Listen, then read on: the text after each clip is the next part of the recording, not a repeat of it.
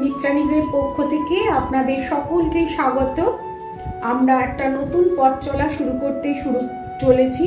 সেটা হচ্ছে যে আমাদের তো শাড়ির সঙ্গে ভীষণ ইমোশন জড়িয়ে থাকে।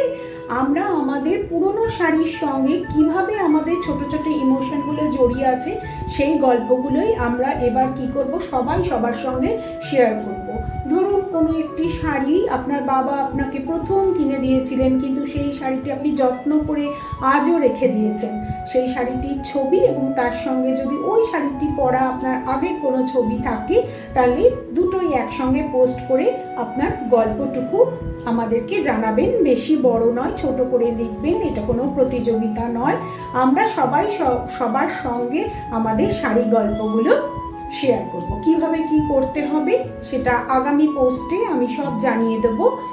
আশা করি আপনারা সবাই আমার এই অনুরোধে সাড়া দেবেন।